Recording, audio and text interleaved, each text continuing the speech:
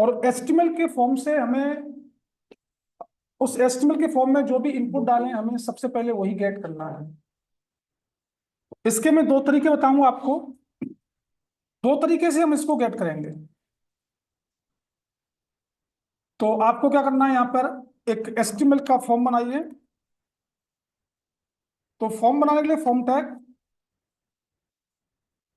और फॉर्म का एक नाम दे दो, जरूरत पड़े तो FRN। इस फॉर्म के अंदर मैंने एक लेबल टैग लिया और लेबल में लिखा नेम, और यहां पर एक इनपुट, हमारा एम्प्टी टैग है, सेल्फ क्लोजिंग होगी इसकी। और इस इनपुट का type is equal to text. एक इसका नाम name is equal to name, place holder.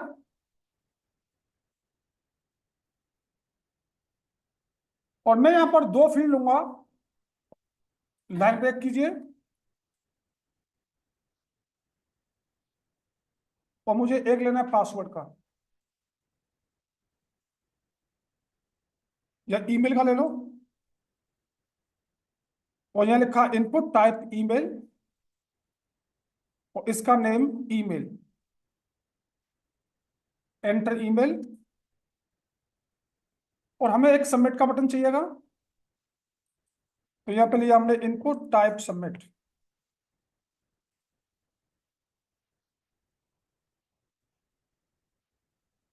ये हमारा एक फॉर्म है जिसमें दो फील्ड हैं। और हमें करना क्या है कि जैसे ही हम इस नेम में वैल्यू टाइप करें और ईमेल में टाइप करें तो हमें वो इनपुट मिलना चाहिए। इसके दो तीन मेथड हैं, दो तीन वे हैं, वो दोनों बताएंगे हम आपको। तो यहां पर एक काम कीजिए, यहां पर ऑन चेंज एक इवेंट हैंडलर, और यहां पर किसी फंक्शन का रेफरेंस दीजिए। मैं दिया शो। सेम इसमें भी ऑन चेंज, और यहां पर दूसरे फंक्शन का रेफरेंस दीजिए शो टू।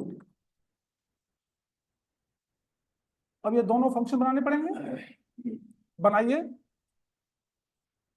तो यहां पर हमने let show is equal to arrow function में कन्वर्ट किया, और यहां पर हमने इवेंट ऑब्जेक्ट का यूज किया। कंसोल डॉट लॉग, और हमने लिखा E dot target dot value. इसमें जो भी आप इनपुट टाइप करेंगे वो इनपुट की वैल्यू हमारी कंसोल में प्रिंट हो रही है। दूसरे वाले मेथड का नाम क्या है, शो टू। अब जैसे दूसरे में टाइप करेंगे तो यहाँ पे इवेंट ऑब्जेक्ट क्या करेगा, ई डॉट टारगेट डॉट वैल्यू को उठाकर लाएगा। पहले इतना चेक करते हैं क्या हमें इनपुट मिल रहा है।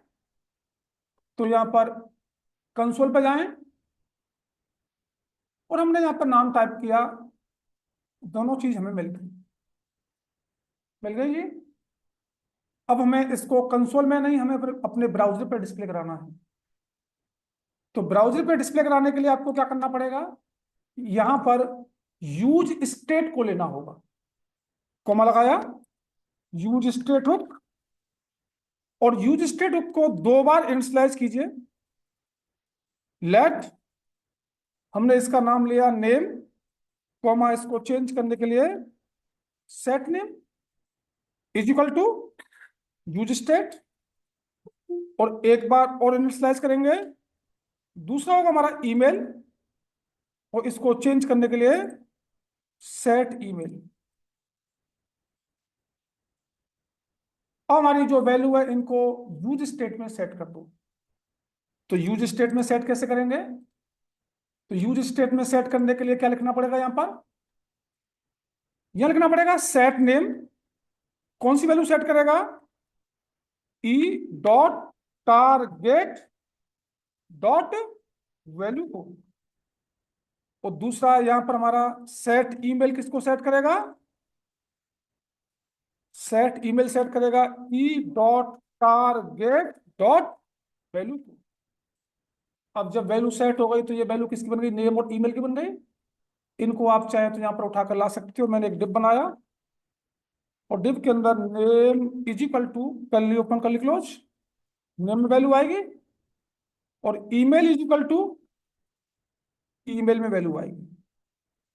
चेक करें जी, आपके ब्राउजर पर भी वैल्यू आ चुकी होगी। मिल रही है जी, मिल रही है। अब हमारा काम क्या है, एक तो इस तरीके से हमारा डाटा मिल गया। सेम कोड कॉपी कीजिए और यहां पर कमेंट कीजिए। मैंने कमेंट किया और कॉपी करें।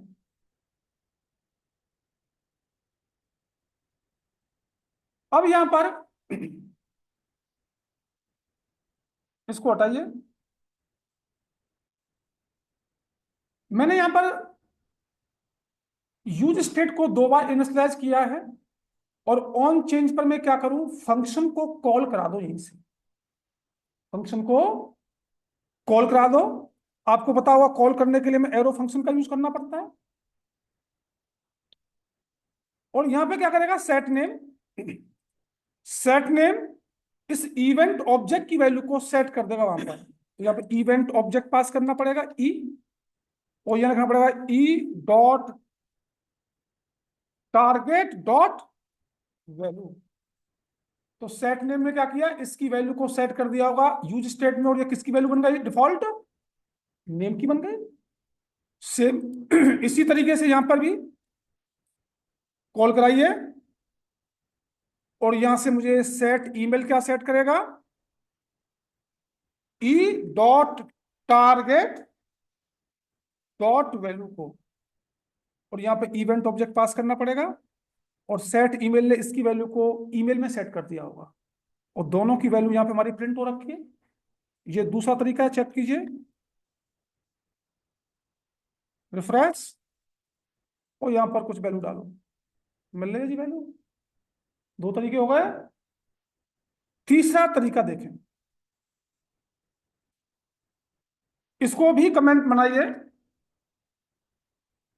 अब यहां पर हमने इस वाले एग्जाम्पल में दोनों के लिए अलग अलग मेथड बनाया है, नहीं बनाया। अगर हमें एक ही मेथड बनाना पड़े तो क्या हम एक मेथड से इन दोनों फील्डों की वैल्यू को गेट कर सकते हैं? बिल्कुल गेट होगी। कैसे, आइए देखते हैं। सेम कोड कॉपी, और हमें क्या करना है, यहां पर हमने जो अलग अलग मेथड बनाए इसको हटाओ। दोनों के अंदर सेम मेथड बनाइएगा। सेम मेथड बना दिया। अब इस वाले इनपुट टाइप टेक्स्ट में भी हमारा ऑन चेंज पर शो कॉल हो रहा है, और इस इनपुट टाइप ईमेल में भी ऑन चेंज पर शो ही कॉल हो रहा है। दोनों मेथड सेम है। एक मेथड बनाइए, मेथड को let show is equal to arrow function में कन्वर्ट किया, और यहां पर हमने यूज किया इवेंट ऑब्जेक्ट। पहले कंसोल में चेक करेंगे, console dot log E dot target में हमें क्या मिलता है।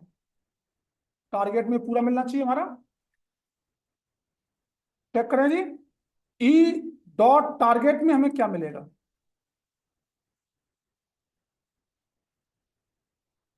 दोनों फील्ड मिलना है हमें। अब मुझे इन फील्डों के नाम चाहिए। इसका नेम नेम है, इसका नेम ईमेल है, क्योंकि नेम के हिसाब से ही वो वैल्यू को उठाएगा। अगर मैं करता हूं ई डॉट टारगेट डॉट नेम, तो क्या मुझे दोनों फील्डों के नेम मिल रहे हैं? बिल्कुल मिलेंगे। पहले का नेम है और दूसरे का ईमेल है, मिल रहा है। तो मुझे क्या करना पड़ेगा, अगर जिसका नाम नेम है उसकी वैल्यू सेट करो, और जिसका नाम ईमेल है उसकी वैल्यू सेट करो। मुझे इसके हिसाब से उठाना पड़ेगा। अब तो कैसे उठाऊंगा, इसको मैंने कमेंट किया। और यहां पर कंसोल डॉट लॉग ब्रैकेट, और मैं लिखा E dot target dot name में मुझे क्या सेट करना है, ई डॉट टारगेट डॉट उसकी वैल्यू, और यहां पर मुझे कली का यूज करना पड़ेगा।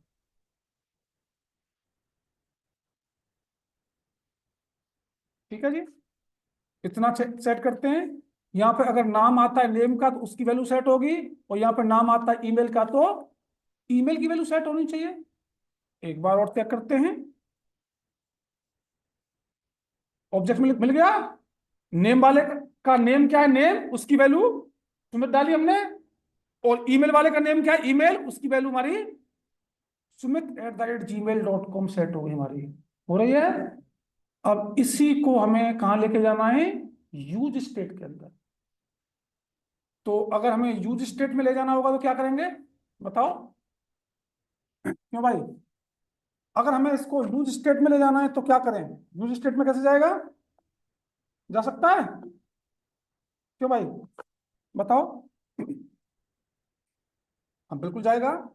एक काम करना है, अब इसमें से इसको हटाइए दोनों को, और यहां पर एक ऑब्जेक्ट बनाएं, let O B J is equal to, और हमारे कौन कौन से फील्ड है, name is equal to blank, और दूसरा कौन सा हमारा, ईमेल इज इक्वल टू, ये भी ब्लैंक कर दिया। इज इक्वल टू नहीं आएगा, कॉलन का यूज होगा ऑब्जेक्ट बनाने के लिए।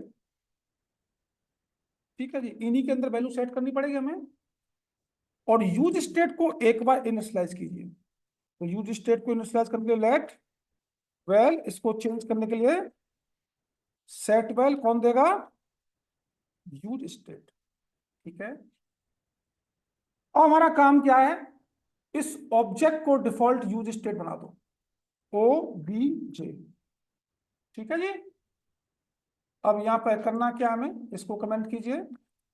अब वैल्यू कौन सेट करेगा, सेट वेल सेट करेगा वैल्यू को, सेट वेल को लिया, और सेट वेल क्या सेट करेगा जी, कर्ली ओपन कर्ली क्लोज। हमने यहां पर स्प्रेड ऑपरेटर 3 डॉट, भाई वेल में जो कुछ है वो तो रहना चाहिए। उसके बाद हमें क्या करना है, उसका ई डॉट टारगेट डॉट नेम में हमें क्या सेट करना होगा, ई डॉट टारगेट डॉट वैल्यू को सेट करना। और ये वैल्यू कहां पहुंच चुकी होगी, चेक कीजिए पहले एक बार। चेक करने के लिए हमें किसको प्रिंट करना पड़ेगा, यहाँ पे नेम और ईमेल को प्रिंट हो रखे हैं। तो यहाँ पे लिखना पड़ेगा object dot well dot name, यहाँ क्या लिखना पड़ेगा, वेल डॉट नेम, यहाँ क्या लिखना होगा, वेल डॉट ईमेल। एक बार चेक कीजिए, रिफ्रेश, वैल्यू डालें, वैल्यू मिल गई, पहुंच चुकी है। तो अगर आपके फॉर्म में 10-20 फील्ड हैं तो 10-20 फील्ड के लिए आपको अलग अलग मेथड नहीं बना रहे हैं, एक ही मेथड से काम चलाना होगा। यहाँ पे एक ऑब्जेक्ट बनाएंगे, इस ऑब्जेक्ट की वैल्यू को डिफॉल्ट बना देंगे, और सेट वेल क्या करेगा जी, इस वेल के अंदर जो कुछ है वो तो रहेगा ही रहेगा हमारा।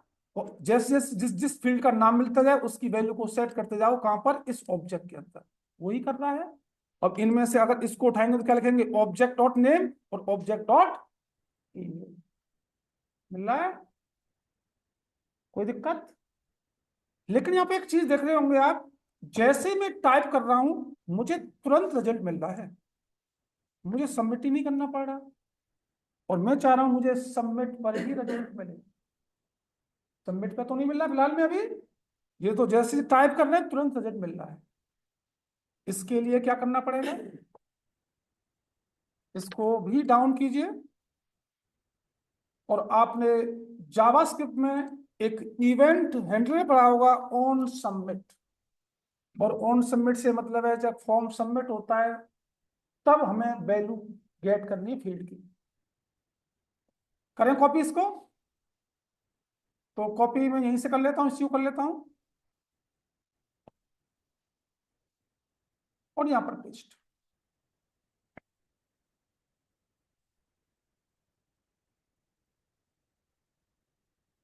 और हमने क्या किया, थोड़ा अलग तरीका अपनाते हैं, इसको हटा देते हैं, ये सारा हमने हटाया,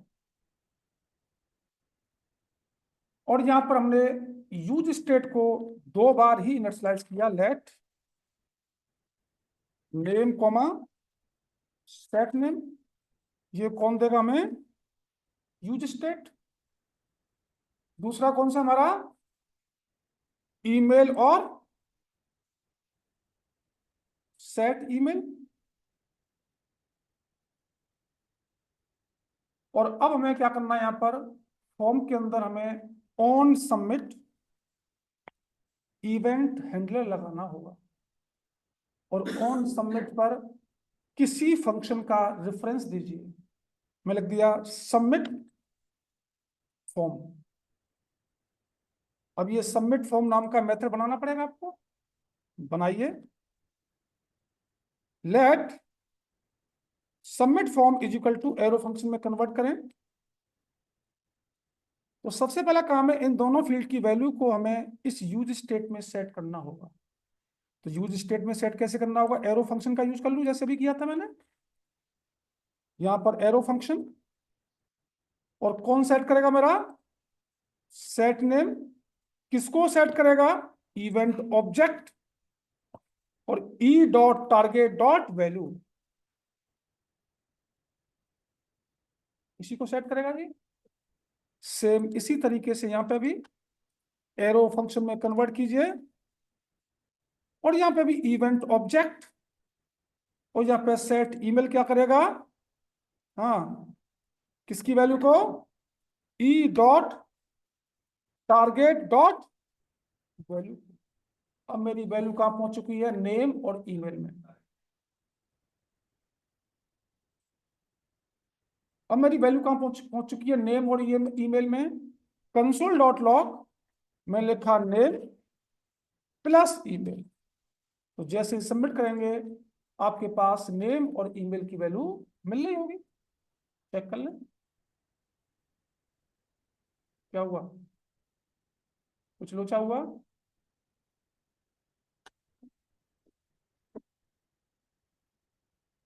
well is not defined, well कहां पर है,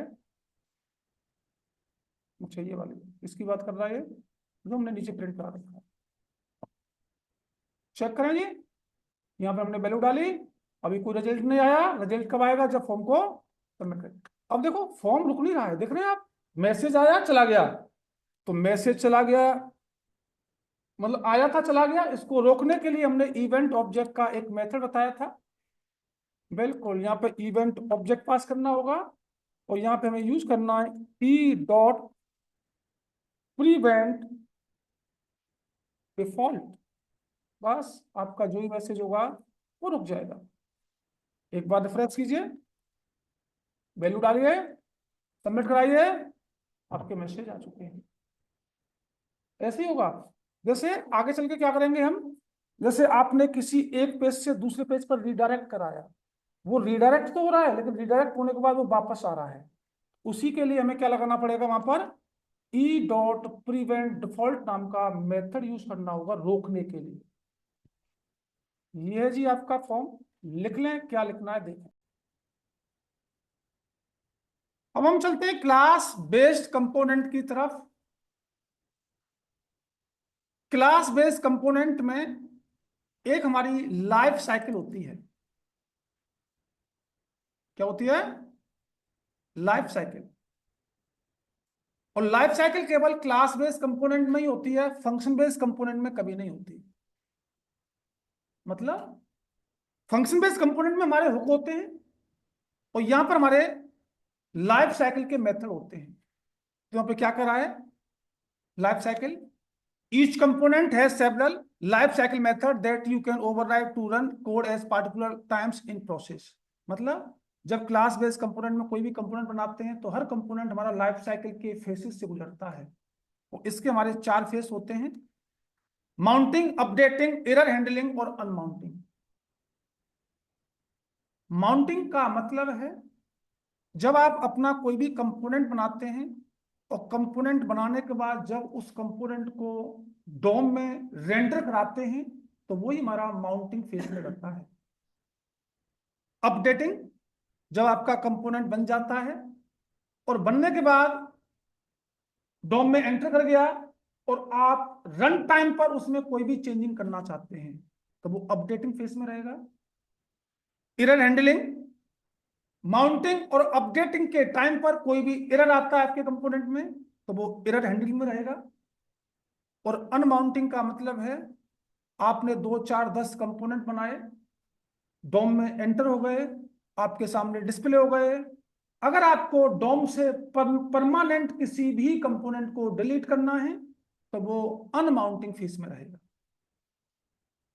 तो यहां पर हमारा एक ये डायग्राम दिखाई दे रहा होगा। हम एरर हैंडलिंग को देखेंगे नहीं, आप देखते होंगे जो भी एरर आते हैं वो एरर हैंडलिंग के अंदर ही आते हैं सारे के सारे। माउंटिंग फेज के अंदर हमारे जो मेथड होते हैं वो इसी ऑर्डर में ही कॉल होते हैं। सबसे पहला मेथड जो यूज होता है वो होता है कंस्ट्रक्टर। दूसरा मेथड जो यूज होता है वो है get derived state from props, जो दोनों फेसों में है, माउंटिंग में भी और अपडेटिंग में भी। तीसरा मेथड हमारा रेंडर और चौथा मेथड हमारा कंपोनेंट डिड माउंट। ये एक मेथड और था जो इस रिएक्ट 18 में रिमूव कर दिया गया है, इसलिए कट कर दिया है। ठीक है जी। तो माउंटिंग के अंदर हमारे 4 मेथड होंगे और चारों मेथड इसी ऑर्डर में कॉल होते हैं। सबसे पहले हमारा कंस्ट्रक्टर कॉल होता है, get derived state from props call होता है, रेंडर होता है और कंपोनेंट डिड माउंट कॉल होता है। अब इन चारों का काम क्या है? कंस्ट्रक्टर, क्लास बेस्ड कंपोनेंट में कंस्ट्रक्टर का काम क्या होता है? कंस्ट्रक्टर का काम होता है अगर आपको स्टेट बनानी है, एक तो स्टेट बनाने के लिए हम कंस्ट्रक्टर का यूज करते हैं और दूसरा काम है अगर आपको किसी भी मेथड को बाइंड करना होगा यहां पर, तो मेथड को बाइंड करने के लिए भी हम कंस्ट्रक्टर का ही यूज करते हैं। 2 पर्पज से हम कंस्ट्रक्टर यूज करेंगे, स्टेट बनाने के लिए और किसी मेथड को बाइंड करने के लिए। दूसरे नंबर पे कॉल होता है get derived state from props. अब इस मेथड का काम क्या है? माउंटिंग फेज में जब आपने कंपोनेंट बनाया तो आपके कंपोनेंट में प्रॉप्स की वैल्यू भी हो सकती है, स्टेट की वैल्यू भी हो सकती है। और आपने देखा होगा जब आप क्लास बेस्ड कंपोनेंट में प्रॉप्स और स्टेट की वैल्यू को गेट करते थे तो दिस कीवर्ड का यूज करना पड़ता, दिस डॉट प्रॉप्स डॉट, जिसका नाम जो होता था दिस डॉट स्टेट डॉट, जो भी ऑब्जेक्ट का नाम होता था। अगर आप ये वाला मेथड लगाते हैं, इस वाले मेथड का काम है आपने माउंटिंग फेस में जो भी प्रॉप्स जो भी स्टेट की वैल्यू दी हुई है उस वैल्यू को मॉनिटरिंग करने के लिए get derived state from props method का यूज किया जाता है। और इस मेथड के अंदर हमारी वैल्यू डायरेक्ट मिलती है, console dot log props console dot log state direct मिलेगी, दिस कीवर्ड का यूज नहीं करना पड़ेगा। तो इन्होंने इस मेथड को बनाया इनिशियल टाइम पर, जब आपका कंपोनेंट बनना है तो आपने क्या क्या प्रॉप्स दिया है, क्या क्या स्टेट दिया है, उसकी वैल्यू को मॉनिटरिंग करने के लिए हमें इस वाले मेथड का यूज करना होता है। तीसरे नंबर पे आता है हमारा रेंडर। रेंडर वाला कंपोनेंट बन गया तो हमें उठाकर कहां ले जाना पड़ेगा? डॉम के अंदर ले जाना पड़ेगा। तो कौन लेके जाता है? रेंडर मेथड ले जाता है। और सबसे लास्ट में कॉल होता है कंपोनेंट डिड माउंट।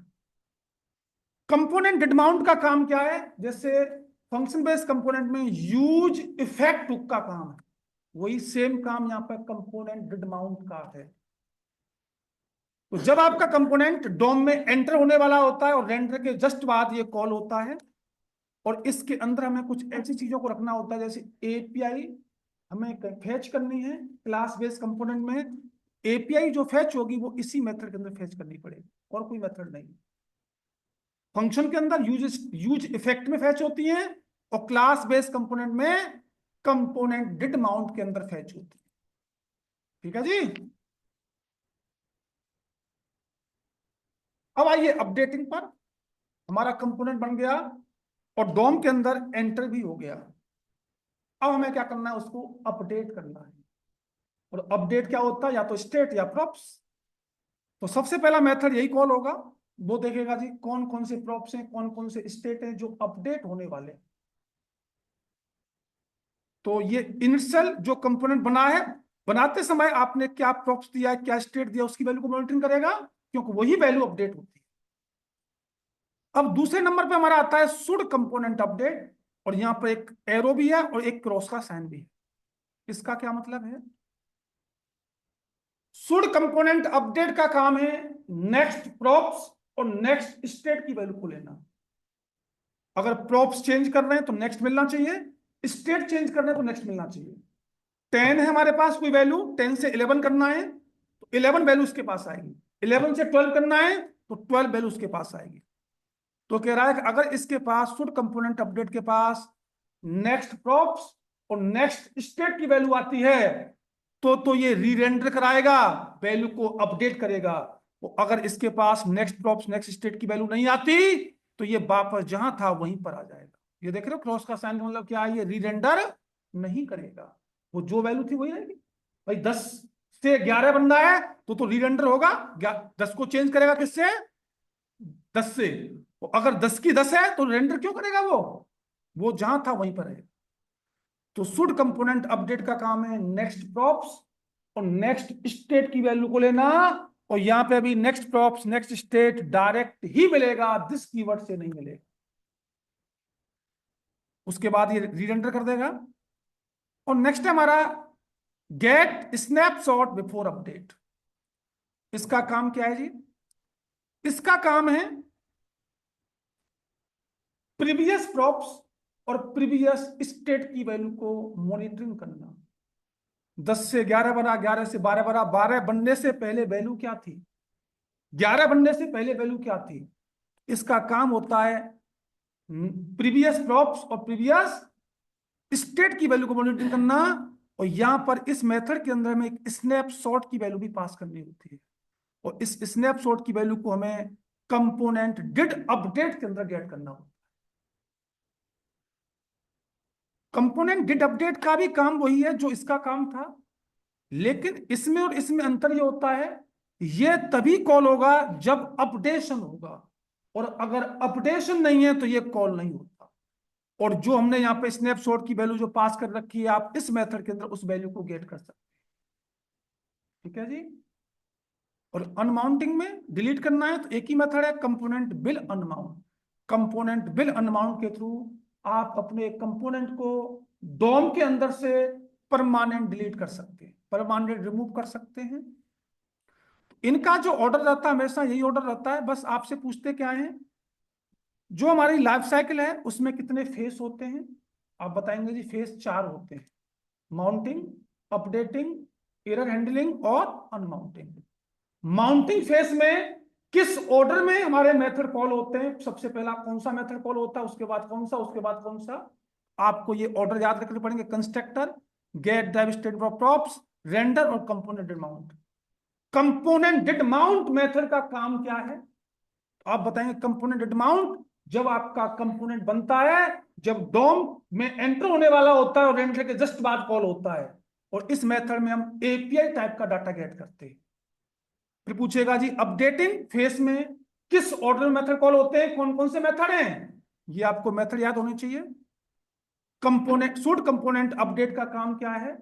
आप बताएंगे शुड कंपोनेंट अपडेट का काम है नेक्स्ट प्रॉप्स नेक्स्ट स्टेट की वैल्यू को मॉनिटरिंग करना। तो अगर इसके पास नेक्स्ट प्रॉप्स नेक्स्ट स्टेट की वैल्यू आती है तो ये रीरेंडर करता है, तो अगर नहीं आती है तो ये रीरेंडर नहीं होने देता। गेट स्नैपशॉट बिफोर अपडेट, इन दोनों में अंतर क्या है? इन दोनों में अंतर बताएंगे। कंपोनेंट डिड अपडेट तभी कॉल होता है जब इस कंपोनेंट में अपडेशन होगा, अगर अपडेशन नहीं है तो ये मेथड कॉल नहीं होता है।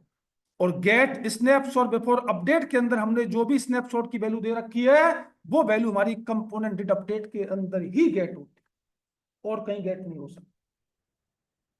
ठीक है जी।